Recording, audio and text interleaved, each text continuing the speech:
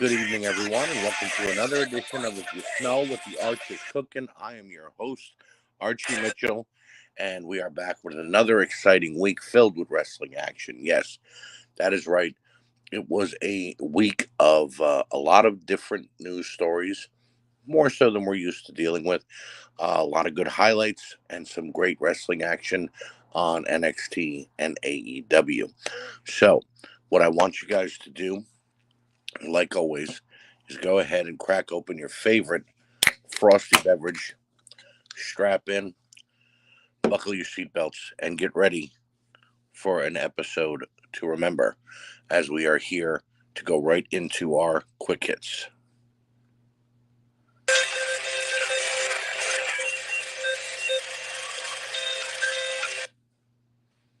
And starting off this week, ladies and gentlemen, we will go ahead and get into a fan ejected from live event for throwing a drink at Scarlett Bordeaux. And also, a fan has been harassing Kayla Braxton with phone calls, text messages, and FaceTimes as someone leaked out her phone number. Now, one, I do not condone violence against women. And two, I do not condone harassment of any kind as it pertains to anyone in this world, whether they be man, woman, or child. But when you look at someone who's a public figure, and yes, these are wrestlers, and they are not just regular people. They do not deserve this harassment. They do not deserve people going above and beyond to try to hurt them.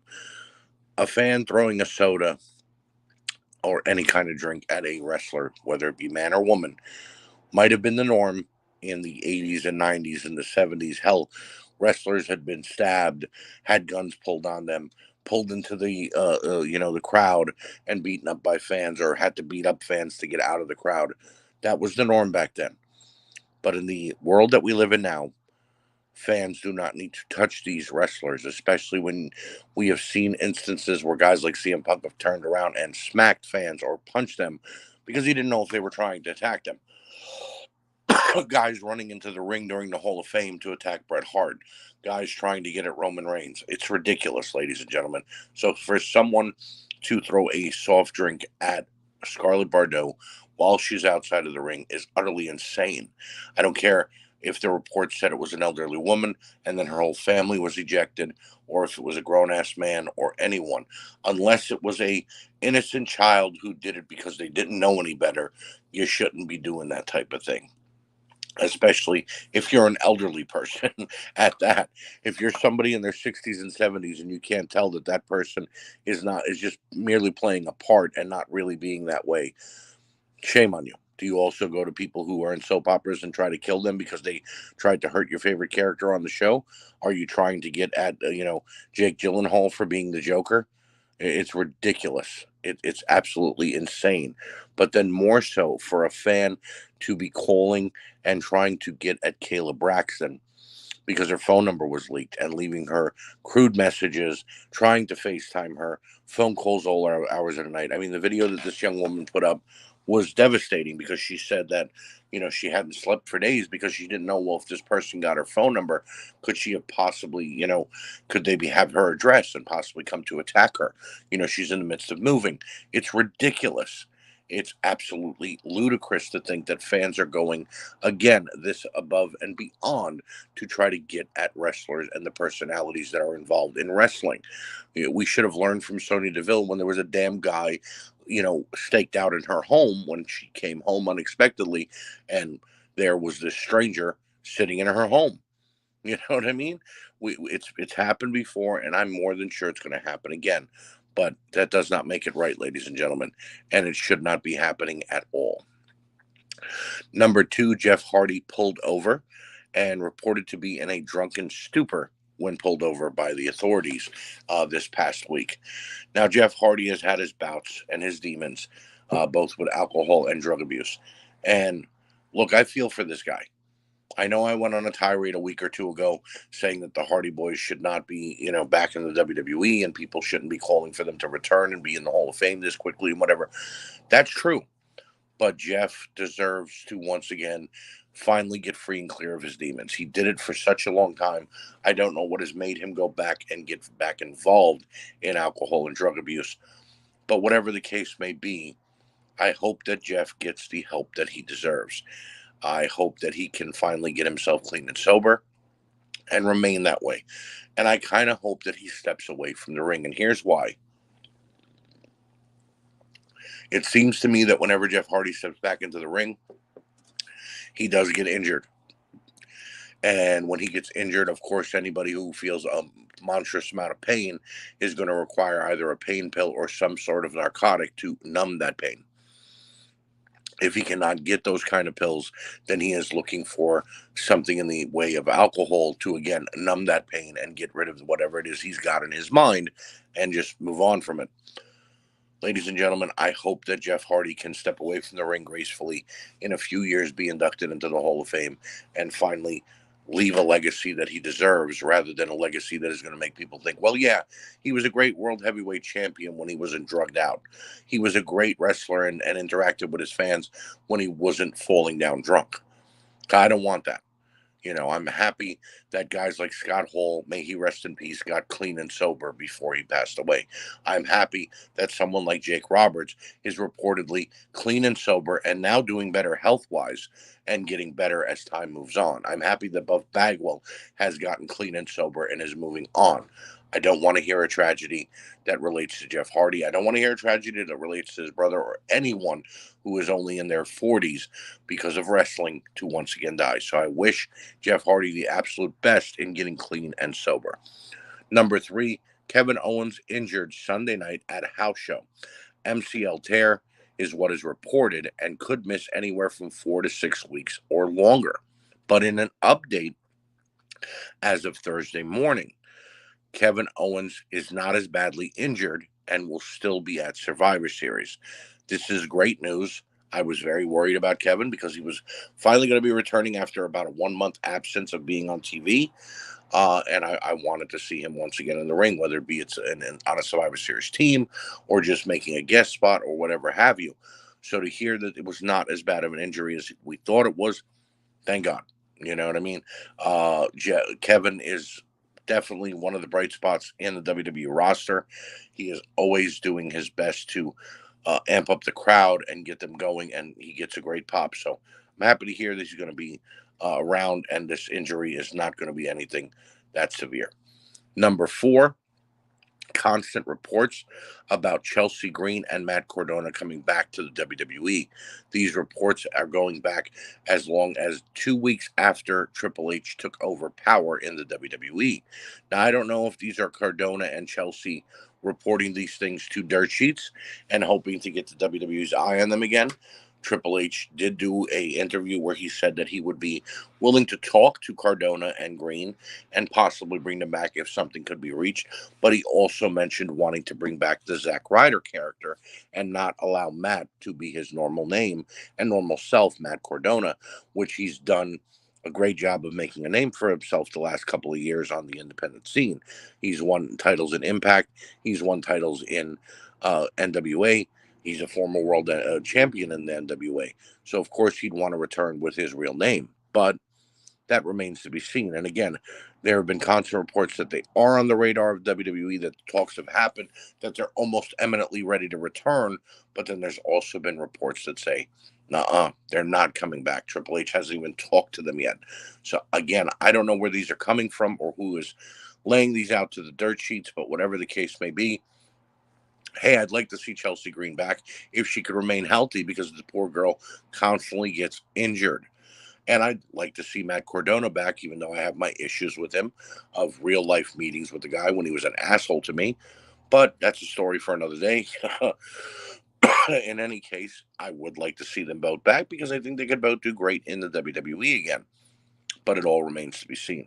And finally, number 5, Andrade Cien Almas is suspended by AEW, and this is going back to his backstage altercation with Sammy Guevara. Now, it is no secret that Andrade wants out of his AEW contract, and that could be so he could return back to the WWE to wrestle for Triple H and be with his lovely wife, Charlotte Flair. But apparently, Tony Khan not wanting to give that release, as we've seen has been the norm with Tony not allowing certain wrestlers to leave when their contracts have come up, he has decided to suspend Andrade. The problem I have with this, ladies and gentlemen, is that there were two people involved in this backstage altercation, Sammy Guevara and Andrade Cien Guys, you can't keep doing this, Tony. You can't fire one or suspend one and let the other one just go about doing what they're doing. Now, I know that after the media scrum with Punk and the Elite, he suspended all four, and Punk is now hanging by a thread. We don't know what's going on with him. But he is still allowed all four of them to still be somewhat of a force in the company, such as with merchandise and being featured on television in vignettes and promos. And the Elite is set to, well, I won't get too much into it, but apparently they are set to return at full gear. Well, now with Sammy and with Andrade, hey, if these guys got into a damn fist fight, you should have suspended both. I understand that Sammy is Chris Jericho's little buddy, but you can't play favoritisms like this, Tony. It's ridiculous. It's bad business. And it's making you look like, as we always say, a child who got a new toy and throws the old one in a box and starts playing with the new one.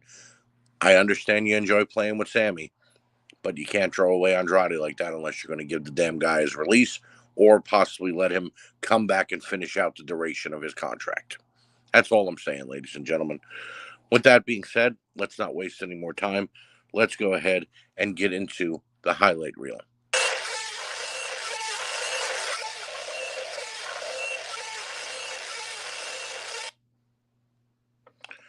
And our first highlight reel comes to us from the NWA. Hard Times 3 was live on Fight TV and pay-per-view this past Saturday. And the number one highlight comes to us from the women's division, and it is Max the Impaler taking on Marley Markova in a casket match. Those two women tore the house down and had a damn frightening looking match, and I mean that as a compliment, ladies and gentlemen. I've never seen a women's casket match before. That was the first time for me, and I think both women did fantastic. Number two, Davey Richards taking on Colby Corino for the MLW middleweight championship. Great wrestling match between those two. Colby is slowly but surely starting to round out like his father, Steve Corino, did. And fantastic work by Davey Richards. Davey did, in fact, retain his title. And I'm happy to see that MLW's and NWA's relationship is going to continue. Kerry Morton taking on Homicide for the juniors title. Excuse me. Was a great outing, but I will say this: Kerry Morton has to be the only junior heavyweight in the NWA because this is his fourth title shot at Homicide. The only other person who has challenged Homicide besides Kerry has been his dad, Ricky Morton. But Kerry did actually win the title, and I hope that they bring some other junior heavyweights in to wrestle him, and we see a better division. But it was still a good match. La Rebellion taking on Luke and PJ Hawks for the tag team titles. The Hawks finally got the job done and won the gold, which bravo to them. Great tag team matchup, very old school looking, very, definitely tandem tag team action going on there. I enjoyed it very much. And then finally the main event. And it was Trevor Murdoch taking on Tyrus, taking on Matt Cardona for the NWA title. I thought Trevor might actually retain here, but Tyrus went over. And I know that was not something that the fans really liked seeing because they felt that Tyrus should not have been given a title like that easily. But Tyrus is actually a great wrestler. He does a good job as a big man. Trevor has had his run as the champion, and if Matt Cardona is on his way to the WWE, obviously he cannot hold the NWA title. But it was a great three-way dance, in my opinion, between all involved. Moving over to Monday Night Raw. Number one, Seth Rollins opening promo, leading into Bobby Lashley versus Mustafa Ali. Seth Rollins is slowly becoming the best thing on Raw. His promos have been fantastic, and his matches have been even better. And Ali and Lashley, I can't believe I'm going to say this, but they have such great chemistry together from a big man to a small man perspective. And Lashley rips through him with the spear every time they're in the ring with each other. Matt Riddle versus Chad Gable is the number 2 spot for the highlights on Raw. What a great wrestling match. Both guys did a fantastic job. Number 3, Austin Theory's promo and match with Dolph Ziggler. Theory definitely explained why he lost the briefcase. He explained it well, why he cashed in on Seth Rollins, I should say, and that him losing it, well, no big deal, because he plans on being the absolute next in line for any title in the WWE, and that he is the now in the WWE. Backstage poker segment with Happy Corbin, JBL, and Akira Tozawa was hysterical and made me think back to the Attitude Era. And finally, the main event of Seth Rollins and Finn Balor. Fantastic matchup. Balor and Rollins have incredible chemistry. They go back and forth so well, and I want them, that chant fight forever. It's exactly what I want from both of them. Moving over to SmackDown now. Brawling Brutes and McIntyre and Sami Zayn's opening promo. Great. Hysterical, fun for the crowd. Zayn gets the crowd going whenever he comes out, and giving us a bit of mystery as to who the 5th member of the Brawling Brutes McIntyre team will be. Number 2, Ricochet and Ali going one-on-one in the SmackDown World Cup.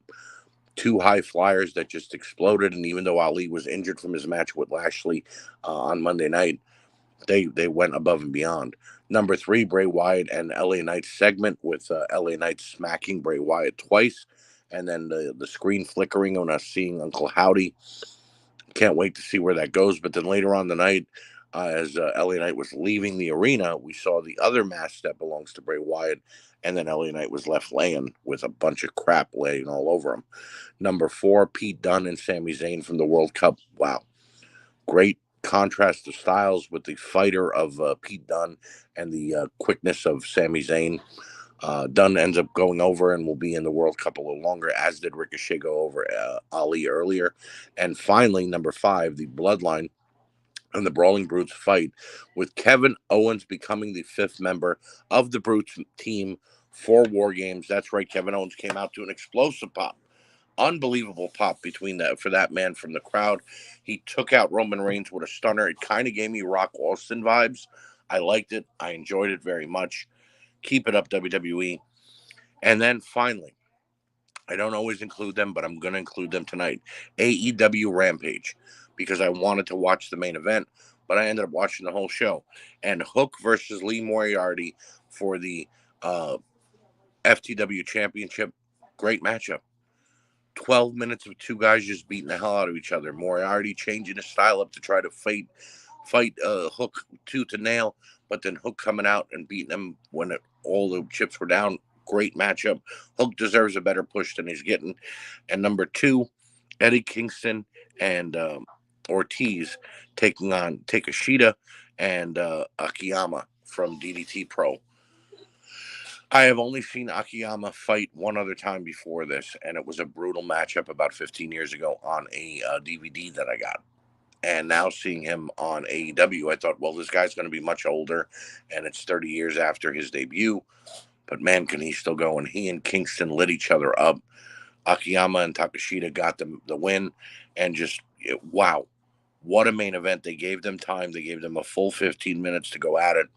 I enjoyed it immensely, ladies and gentlemen. So, with that being said, no reason to waste any more time. Let's go ahead and get into our next part of the show, which is our show review.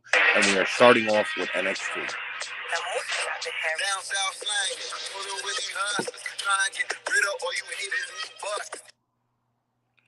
And NXT, our show kicks off with Von Wagner making his way to the ring. And the NXT title match will be our opening bout. Breakker versus Wagner. Von used Robert Stone and threw him at Breakker to get an early advantage. Wagner beat down on the champion and kept his momentum from the early going. Breakker finally made a comeback, but was bruised and couldn't hold on long. Wagner looked like he was going for his finisher, but Braun wiggled out and hit a top rope bulldog. Breakker went for his power slam, but Wagner fought out of it, and they went back and forth again. Braun finally caught Von Wagner with a huge spear and picked up the win at 14 minutes. Your winner and still champion, Braun Breaker. Incredible opening matchup here. A vignette for the history of Alba Fire and Mandy Rose is shown, and we get to the live look at Zoe Starks entering the NXT arena. Braun Breaker is recovering backstage, and JD McDowell walks up. He congratulated the champion and let him know that he's coming for his title. Zoe Starks then addresses the NXT audience and lets them know she's happy to be done with Nikita Lyons. She tells the story of how they became a team and how Nikita made her feel weak because of the injury that took them out of the women's tag team title matchup. She got tired of Nikita and all the screw-ups, and that's why she took her out last week. She calls Lyons a leech and says she's done being mad. She blames the fans, and now it's about her. She's the future, and she's undeniable. Good promo. Let's hope they push her the right way, though, ladies and gentlemen. Andre Chase then questions Duke Hudson about throwing in the towel last week in his matchup. Hudson says he was protecting Andre and didn't want Chase U to go down if Andre got hurt. Thea interrupted and Duke leaves. Storyline seems to be getting weirder as time goes on. Apollo Crews then approaches Braun Breaker and tells him he came back to NXT for the NXT title. He knows Braun is sore, but now that his one challenger has ended, a new one is about to begin. Sangha and Veer took on enhancement talent. I mean, we never learned these guys' names, and Veer and Sangha swallowed them up. They destroyed their opponents with double teams moves and got the win in 3 minutes. Post-match, Sangha and Veer cut a promo about respect and says that they aren't respected, but they will be feared. This is how you build a tag team. The Creeds are approached by Ivy Nile and Tatum Paxley. Ivy tells them to not feed into what Veer and Sangha are trying to do, but the Creeds let Ivy know that they can't let this go unanswered. This feud could be huge for both teams, and I'm here for it, ladies and gentlemen. I want to see two powerhouse tag teams going at it. Mackenzie is with Wendy Chu and asks her about Cora Jade. Wendy says Cora is a bratty child, but it doesn't matter. She may be wacky, but she's going to prove how serious she can be when she gives Cora 2 black eyes. They show a replay of McDowell bending back the leg of Axiom in their matchup a couple of weeks ago and talk about how deadly he is in the ring. McDowell then takes on Apollo Crews, an absolute classic here by these two guys and probably one of my favorite matches this year.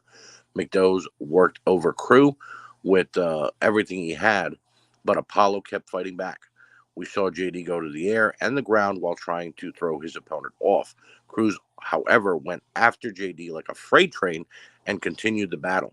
McDowell missed a splash, and Apollo turned it around one more time. Crews hit his finisher and picked up the win in 15 minutes. Another banger of a match tonight, ladies and gentlemen. Great way for NXT to keep going with this week's episode. Post-match, Braun Breaker came out in the aisle. He and Crews talked trash. This should be a great match when these two finally meet. I'm assuming it's going to be at Deadline, but you never can tell when NXT. It might be next week on the show. Mackenzie is with Mandy Rose, and the NXT Women's Champion said she is still having to prove herself. She's tired of hearing she can't wrestle and was just a pretty face. She's silenced the haters and will rid herself of Alba Fire later on this evening. Mackenzie is now with Javier Bernal, and he says he's ready to make the challenges here instead of being challenged by just anybody. He challenged Axiom, but Mackenzie says he's hurt. He then says, what about Ilya Dragunov? And he's not medically cleared either. He mentions Gallus, but they're suspended. He blames Mackenzie and then walks off. What a waste of time. Booker T is in the ring and ready for a contract signing between Wesley and Carmelo Hayes for the North American title. Booker asks Carmelo if he's capable of becoming a 3-time North American champion. Carmelo says yes. He has been the champion and will always be the champion, and the 15 minutes of fame for Wesley is almost over. Trick interrupts, and Booker T turns to Wesley. He says that he's just playing the hand that he's dealt, and he's ready to show the world that he is the real deal. Both men signed the contract, and Booker says he's ready.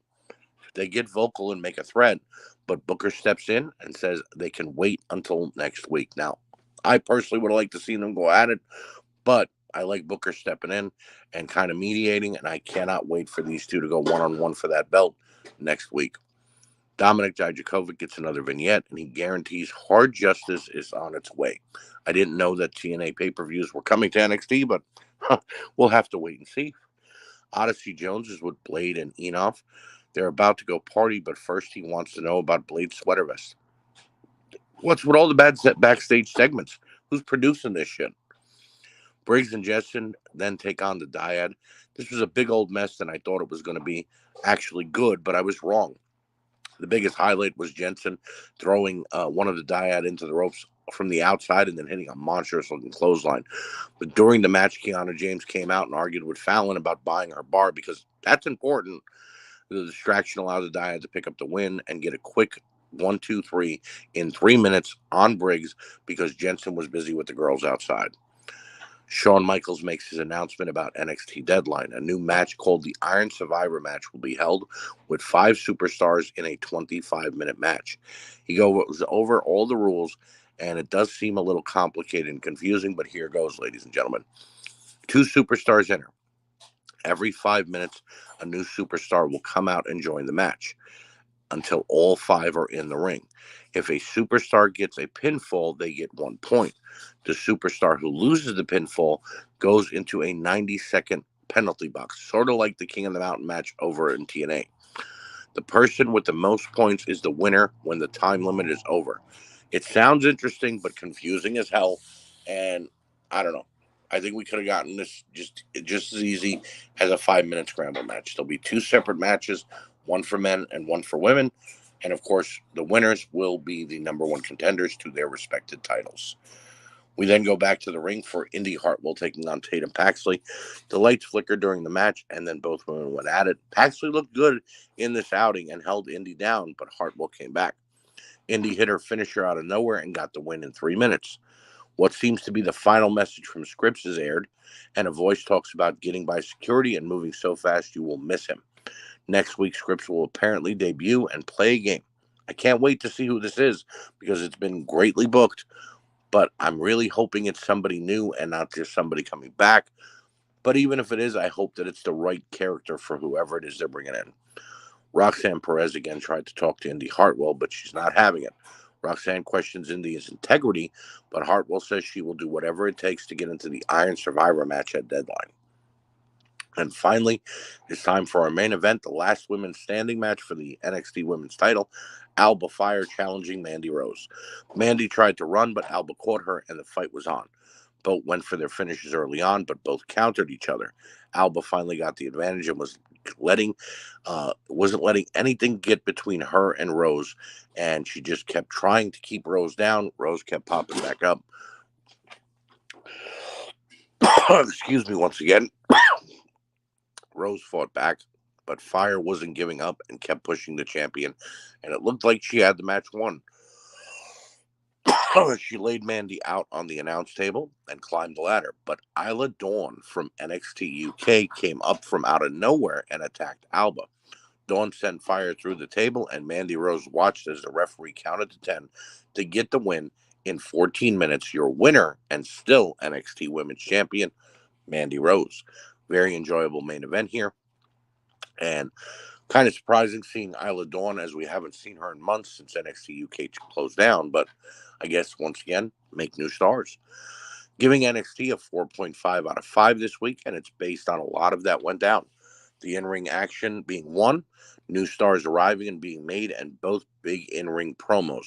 The new match type explained by HBK was interesting as well, and for that, it was a fantastic episode. So, NXT gets off to a great start tonight. Let's go ahead and see what AEW Dynamite has to offer, ladies and gentlemen.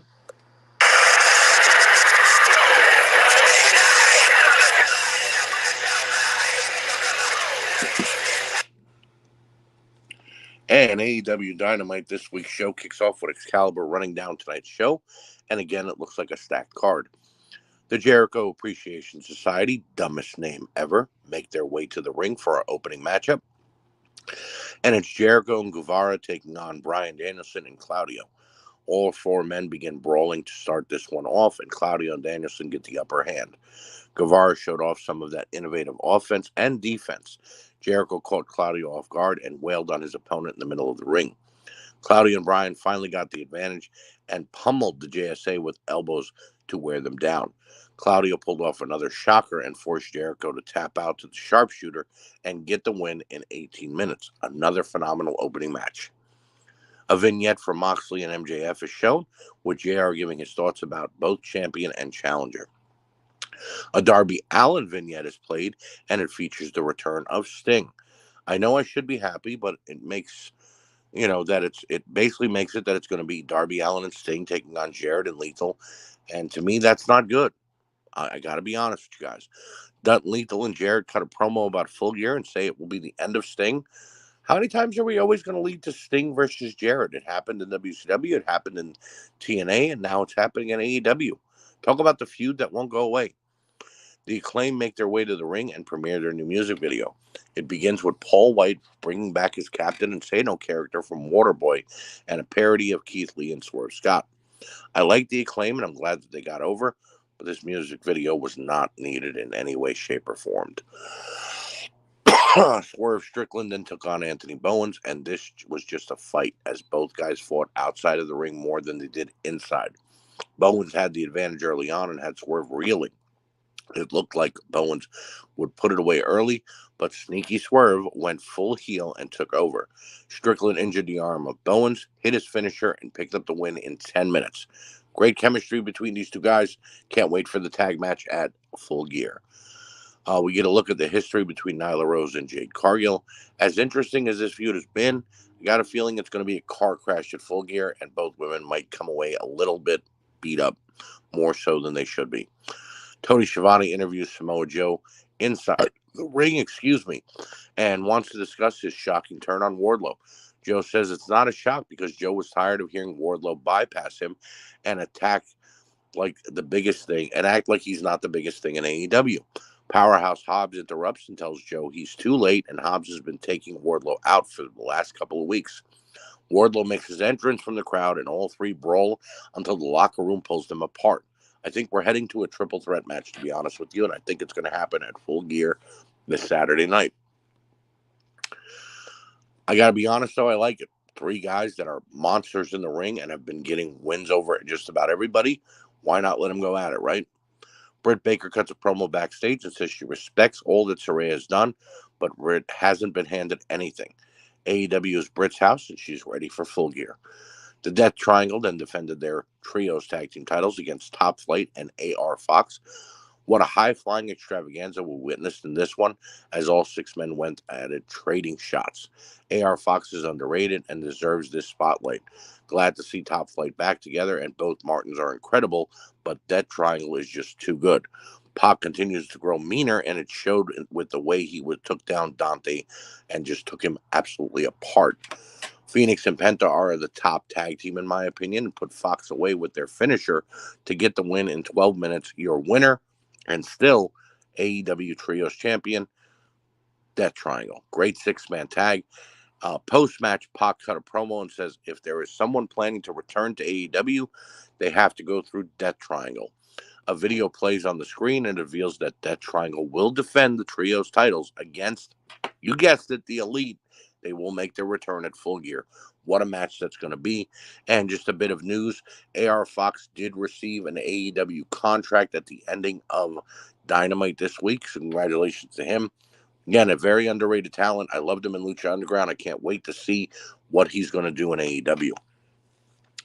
A video of what happened between Lance Archer and Ricky Starks from last week is shown.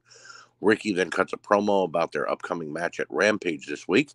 I like the renewed push for Starks, but Archer hasn't been used right, and this may not be the right way to use him either, going into this championship eliminator tournament and whatnot and going against Ricky Starks. Two different guys, in my opinion, and it's probably not going to end well either. Adam Page then took on Bandito in a semi-finals match of this eliminator tournament, and we haven't even finished the first round. Good clash of styles here between these two, but Page used his size and kept Bandito down.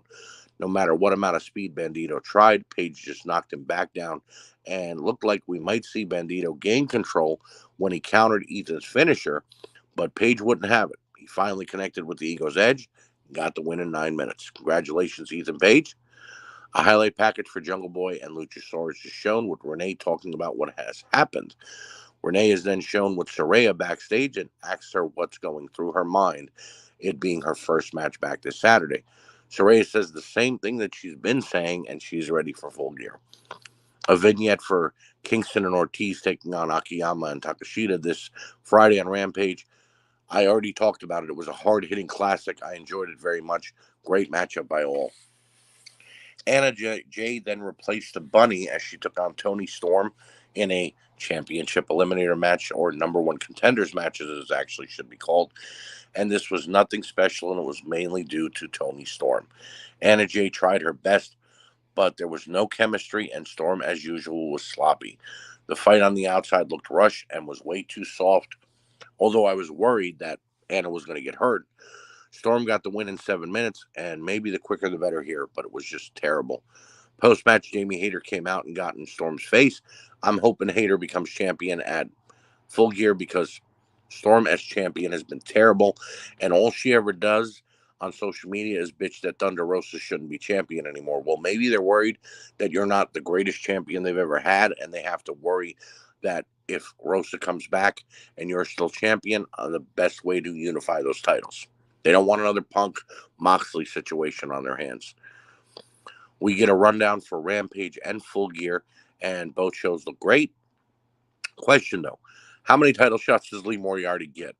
Guy's been getting pushed like crazy, and I get it, he deserves it, but it's not that great to see. I mean, he's had a match with Moxley that could have got him a world title shot if he would have won. Then he challenged for the All-Atlantic title. Now he's challenging Hook for the made-up FTW title. I mean, I get it, he's great, like I said, but this is too much too soon, in my opinion. John Moxley then comes out with William Regal to cut a promo about his matchup with MJF, and it was decent. Moxley rambled on about loving to fight and being sick and how MJF didn't earn his shot. The Firm hit the ring and take Moxley out, and Regal actually, beating down both of them. And I'm wondering where Claudio and Danielson are. They were there earlier tonight. Why aren't they coming out to help their buddies? MJF comes out instead and makes the save. He did this to ensure that no one says he beat Moxley at not 100%. MJF then cuts a great promo about his history in the business and what he expects at Full Gear. He's about to deliver his catchphrase, but Mox stops him and says he doesn't see what the big deal about MJF is, but he's going to pull the absolute best out of him at Full Gear. He flubs when the pay-per-view is, saying Sunday instead of Saturday, and they go face-to-face to end the show. I thought AEW was good, but I liked NXT more this week, giving Dynamite 4 out of 5 because, yes, the wrestling was good, but it was the same promos from Baker, Saraya, and Moxley and others. I would like to see some growth here when they're cutting a promo, not just saying the same damn things, but it was still a good show. So, with that being said, ladies and gentlemen, we don't need to waste any more time. Let's go ahead and get into Nate Maxon's favorite segment, and that is, of course, you know what really grinds my gears? And that would be Dave Meltzer and his biased reporting. What do I mean by that? Well, if you are someone who reads the Wrestling Observer or someone who's ever listened to Dave Meltzer's podcast, you will know that he is very biased. He is biased to Japanese wrestling, he is biased to New Japan, and he is damn sure biased to AEW. Everything he says about AEW is a glowing, unbelievable review, unless he's shitting now on CM Punk, who he was raving about a few months ago. But just recently, David Meltzer said that every week, now that's including Rampage, Dynamite, Rampage, and pay-per-views, every week, AEW puts up a $1 million gate, a paid gate of $1 million. How is that possible, Dave? How on God's green earth could AEW pull a $1 million gate every week when they're not even charging $30 to $60 a ticket for Dynamite or Rampage? And most times Dynamite and Rampage are taped on the same damn night. I was trying to get Full Gear tickets, but I couldn't get tickets close to my buddies so we could be in the same area. And The cheapest ticket was $90. I was going to give it, but it was a nosebleed, and I said, "Well, I'm not going to be anywhere near anybody I know. I'm going to be one man alone, and $90 is a bit much." But the show is not sold out. Dynamite is never sold out based by the pictures that they show from the non-hard cam side.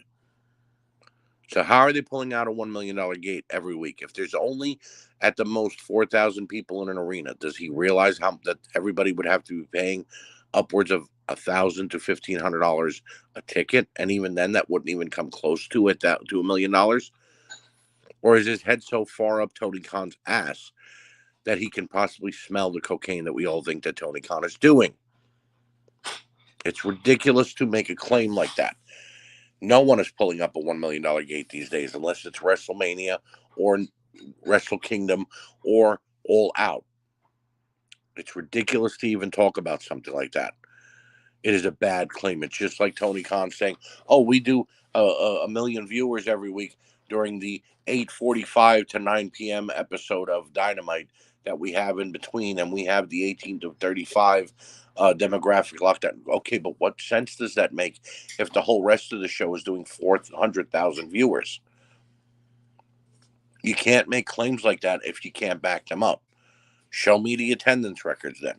Show me that you had $1 million paid in attendance.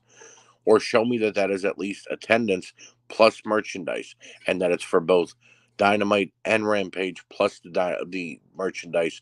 And then I'll say, okay, you're right. It's $1 million a week. No big deal. Now, I'm not saying that Dynamite and Rampage is not making AEW money, and I'm not saying that AEW is losing any money. No. What I'm saying is that Dave Meltzer is attempting to boost this company more than he needs to, because he doesn't do it for any other company in the world. And unless he's on the payroll, it serves him no purpose to be doing this. This is the same guy that during the Attitude Era was criticizing guys like Austin and Rock. This is the same guy that during the WCW was starting to fold under and sink faster than anything, started saying that it was all Vince Russo and Eric Bischoff's fault. Now, as much as I agree with that, what I don't agree with it's not all their fault. It's the wrestlers who were being paid hand over fist. It's the guys who were not putting in their true wrestling ability. And it's all the guys who had creative control's fault and problem.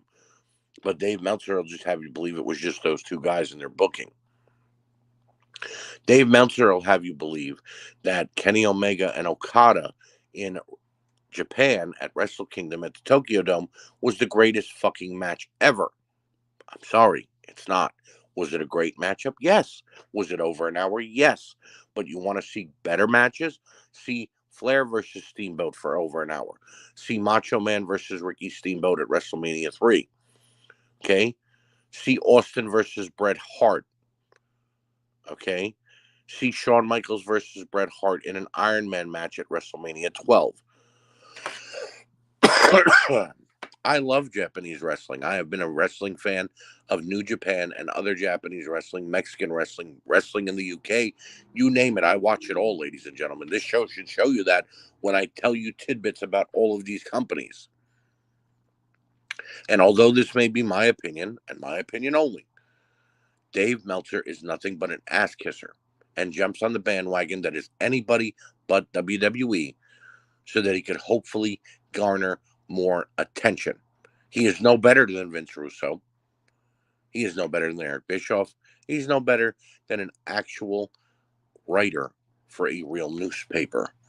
An actual journalist always will turn things around to make them sound better for himself in an effort to get the attention that they want, whether it be good or bad. Because what's the saying? No publicity is bad publicity. Well, when you're being called an asshole, it's pretty damn bad. So, Dave Meltzer, in the words of someone that I truly do respect, Jim Cornette, thank you, fuck you, goodbye. That's going to do it for tonight, ladies and gentlemen. Before I go, I do have a couple of announcements. Next week's show, I will review AEW Full Gear, and I will talk about the card for WWE Survivor Series. So look out for next week's episode, probably around Friday of next week because it being Thanksgiving. So I'll be reviewing AEW and talking about Survivor Series, giving some predictions. I may have some guests with me, a couple of buddies of mine, and we will also, if all goes well during that recording with my buddies, may have an announcement for you guys in regards to the podcast world. So that's what's coming up next week, and I want to thank you all for joining me tonight. And of course, I'll see you next time on If You Smell what the Arch is Cooking.